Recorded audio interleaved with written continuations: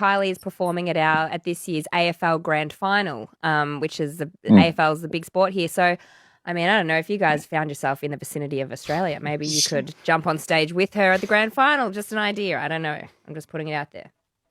Okay. I mean, I'm a sort of traditional kind of guy. I believe we need to be invited by Kylie on that one. So I think if she invites us, then maybe. Chivalry isn't dead. Correct. That was a test, Gary. See? Yeah. So when you I'm say... I'm not one for just jumping up on stage. That's not my thing. No. Gary, what a pleasure to meet you after all this time. I love having conversations with artists who've soundtracked like most of my life. It's a beautiful thing.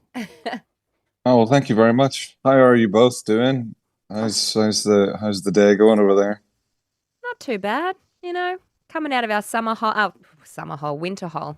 So yeah, we're crawling out of the hole at the moment. Okay. Days are getting slightly longer. Yeah. We are very much in the summer heat at the moment, and I know that it doesn't get as hot as you guys in the summer there, but it's hot enough here. Thanks very much. I mean, it has looked pretty awful over there. I mean, there's been horrendous fires and things like that, but the difference is, I mean, I was in the UK once during a really hot summer, and the difference is there's no reprieve.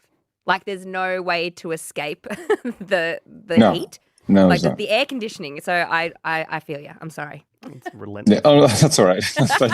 I didn't come here to complain about the weather. It was just locked and loaded, I guess. So here we are.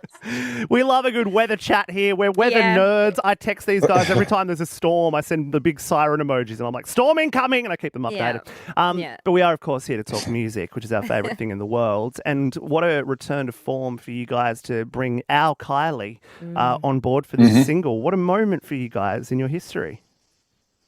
Yeah, I know it's amazing. We're absolutely delighted that she agreed to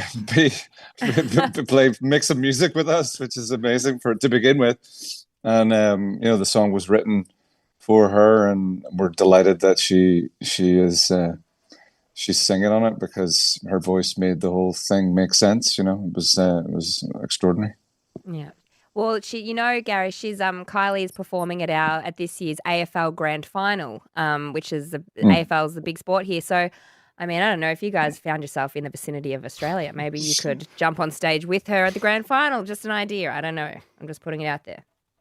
Okay. I mean, I'm a sort of traditional kind of guy. I believe we need to be invited by Kylie on that one. So I think. If she invites us, then maybe. Chivalry isn't dead. Correct. That was a test, Gary. See? Yeah. So when you I'm not one for just jumping up on stage. That's not my thing. No. When you say you wrote the song with Kylie in mind, how far into the process did you get before hitting Kylie up about it? Like, did you know Kylie was going to be happy to jump on it, or was it like, we'll never put this out unless she agrees?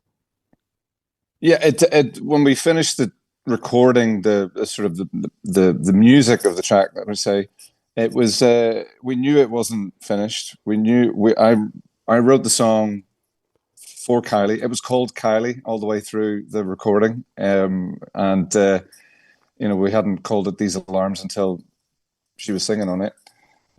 So yeah, I don't think it ever would have been released if we hadn't have. Got her vocal on it. It just never felt finished until it was there. Wow. It does sound so good, you two together. Yeah. I mean, I love to talk to artists like you guys about legacy. Obviously, Chasing Cars is a song turned 20 this year, if I'm not mistaken, from the release date that I looked at. Was it 20 this year? Yes. That album, Eyes Open, is we're about to celebrate its 20th anniversary. What are you doing to celebrate? How do you kind of come back around and sort of celebrate an album that has already had so much celebration over so long? Well, we're actually celebrating it quite fancy, because we're doing 3 shows in the Royal Albert Hall. Oh, don't mind. I know exactly. It gets met with that. Oh, all right, okay, are you? So we're doing the album in its entirety in order. I don't think I've ever played Chasing Cars that early in the set because it'll be third. And then we'll play a bunch of other songs, after the album's finished. But it's it's an album that Final Straw, the album before it, had kind of it was the first album that was ever successful for us. And then Eyes Open kind of opened up the whole world for us to tour in, and we're still touring, everywhere that we possibly can. So it's an album that means the world to us, still. Well, it's getting the respect it deserves. I mean, especially with Chasing Cars, when you wrote that song, did you envision it having the life that it has had? I mean, it has appeared, especially for like the early to mid 2000s. That song was just in every drama, every sort of. Is that what you intended it for? It just picked up had a life of its own. No, I'm Northern Irish, so I'm not allowed to be to have ambition. Dreams and ambition. So we have to temper all that, or else we can't come home again. So it was never a thought in my mind that it would be as big as it was. That album to be as big. That album sold 10 million copies. I mean, it doesn't make any sense. Those sort of numbers don't make any sense to us. We just come off the back of being, Final Straw was a big record, but the 10 years before that, we sold no albums. We were playing to 20 people a night. We were still pretty much thinking that someone was going to tap us on the shoulder and tell us that we're not supposed to be here. So it's like we probably still have that feeling a little bit, because it's just ingrained in us after all that time. And it's Chasing Cars was written in a kind of a flow state. I wrote a whole bunch of other songs the same night. It was other people that started to go, oh, this might be a big one, but we never thought that it would be. Yeah, it's a very long answer to that. Sorry. No, perfect. We love diving into it. Do you think, Gary, like if you were to start this all again now, do you think the success would be replicated? Because I've always believed in the power of a good song is a good song, and great songwriting will always carry through the generations. But with the way that the industry's changed, I'm sure you've watched it change. Do you think if you were starting now, that success would be replicated? No, I don't think it's possible. And I'm not getting out this world's smallest violin for us as SP. We've done very, very well. I mean, new guitar bands now, it's very, very difficult, just the way streaming is, to sort of make a dent in the world. So no, I don't think it would be possible. And you're right, a good song is a good song, but I think it gets lost in the sort of in the maelstrom these days. And it's a shame for so many great guitar bands that maybe don't get to last 32 years like we have, and I'm hoping it's a lot longer than that. I think the lifespan of a guitar band certainly is shorter these days. Yep. Totally makes sense. I'm just going to give you one more fact on Chasing Cars that has amazed me that I've found out in the last few days. The most played song of the 21st century on UK radio. Yes, so far. So far. And then in 2032, it's some AI song that somehow managed to usurp you in the space of 6 years. Well, it could be. I mean, that fact was a few years back.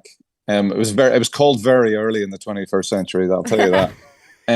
I think we've probably been overtaken now by Ed Sheeran or Adele or Taylor Swift or something like that. I'm going to go and crunch the numbers. I'm going to work this out. Okay, crunch the numbers. Let me know. I'll let you know. I'm a big data nerd.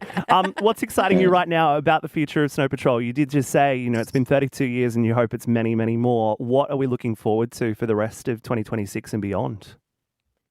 Well, we are. I mean, obviously, we've released a 20th anniversary version of Eyes Open, but that's sort of looking in the past, and we don't like to spend too much time looking in the past. We've been playing new songs in the set over the summer, and we're almost all the way through writing the next album. We're recording it in November, December with Fraser T. Smith, who we made the last album with. Yeah. So there'll be a new album next year. More touring. There's a live album later this year. There's, we're always moving forwards, and trying to make new music, and we want to make more albums and have more tours. It's not it's not something that we do is to spend too much time looking over our shoulder. Only when something like a 20th anniversary comes along and also has the wonderful the wonderfulness of making you feel really, really old as well. Yes. And don't worry, it makes us feel old too. It absolutely does. Well, I'm sorry about that. It's all right. It's making me reflective, if you will. Yeah. And, Okay, that's a good way to put it. Yeah. So much of that period was like really formative for, I was about 12 years old, just kind of discovering my music taste and really understanding what music meant to me. And it was songs like yours on the radio, on this very radio station that really moved the needle for me. So thank you for a lifetime of good vibes. Thank you. Thank you very much. That's very kind of you. Good vibes and devastating music. Thank you very much. Thank you very much. That's good vibes and devastating music. There you go. There's a tombstone for me. Appreciate that. On the tombstone note, thank you, Gary Lightbody. We really appreciate your time today, man. Thank you both. That's very, very lovely to talk to you. That was Thank you, Gary. Thank you so much.